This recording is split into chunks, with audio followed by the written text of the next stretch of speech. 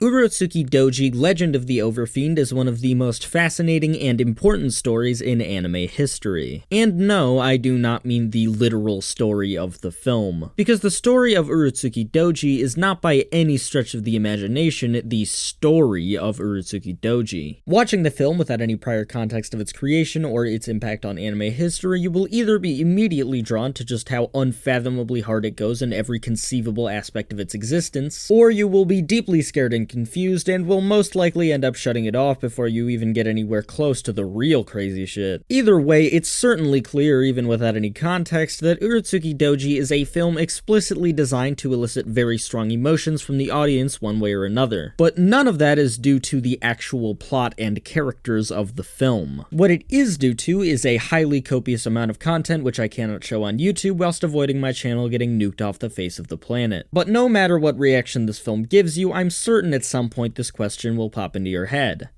How?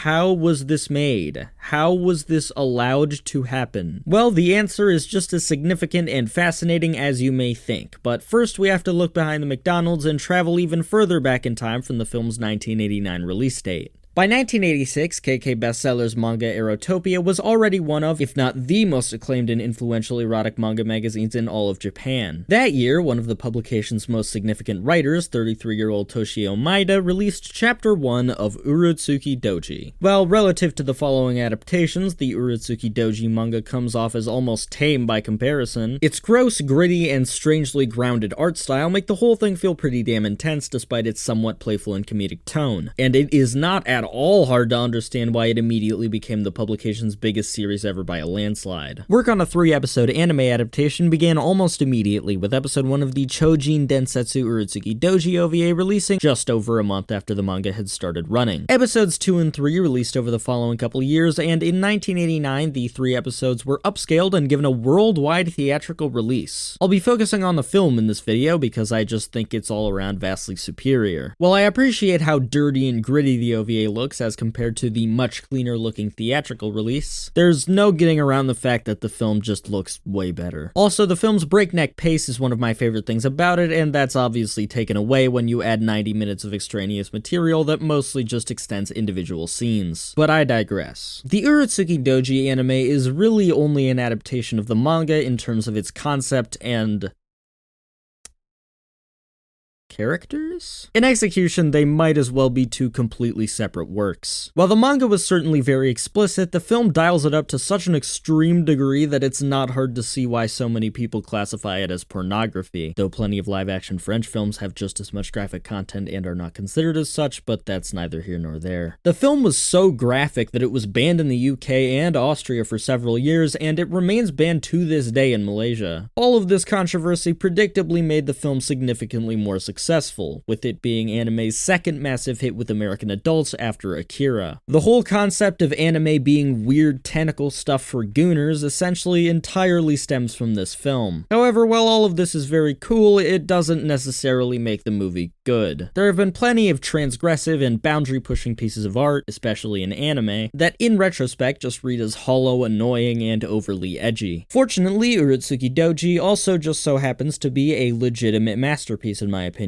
If it isn't already readily apparent, when I call this film a masterpiece, I'm not saying it's Serial Experiments Lane. If you aren't immediately grabbed by what you're seeing on screen right now, there really is nothing here for you. But if this is your aesthetic, this is your aesthetic, and oh boy is it ever my aesthetic. It's difficult for me to even articulate how much I adore the style of this film. Every shot is its own kaleidoscopic odyssey, intricate and tactile, yet colossal and impossible to fully grasp. It's genuinely difficult to provide any sort of accurate visual analysis without literally going shot by shot and analyzing the unfathomable beauty of each individual scene. The film is constantly throwing totally unexpected imagery at you left and right without ever inducing any sense of tonal or aesthetic whiplash. It's nothing short of remarkable just how expertly crafted this thing is. But as many fancy big words as I throw in your face, the heart of what makes this movie one of my favorites is really just that it's metal as shit. It takes none of its ridiculous imagery seriously whatsoever, so it never feels tryhard. It's just unbelievably over the top and tremendously ostentatious. Nowadays, whenever you come across an anime this entirely dismissive in regards to making anything that could possibly appeal to anyone that isn't completely insane, it comes in the form of something like Inferno Cop. But due to Japan's bubble economy at the time, Urotsukidoji manages to achieve that whilst also looking better than 98% of all other anime. Incredibly, the film just got a Blu-ray release, which includes the film and the complete OVA series, so if this seems at all appealing to you whatsoever, you can find it legally over there. Since Legend of the Overfiend released, the Urotsukidoji series has received quite a few more installments, with 4 subsequent sequel OVAs covering the rest of the manga, as well as a pretty embarrassing readaptation from 2002 entitled The Urotsuki. The series is essentially exactly what you would imagine a 2002 readaptation of Urotsukidoji to be: poorly made pornography. All in all, Urotsukidoji is certainly not something that could be made today. Not purely because of its explicit content, but because of how skillfully and artfully it executes said explicit content. It really is a testament to what made the 80s such a special decade in the history of the medium. If you would like to support my very special creative endeavors, check out my other videos. And if you like those ones too, consider subscribing to the channel as well as donating to my Patreon, which is linked in the description and provides you with cool bonus content for as little as $3 or $5 a month. I also have a second channel with tons of vlogs and a gigantic playlist with every video I've ever appeared in if you want to hear as much of my horrible voice as humanly possible. I also have a Discord server linked in the description. Thanks again for watching, and I'll see you next week.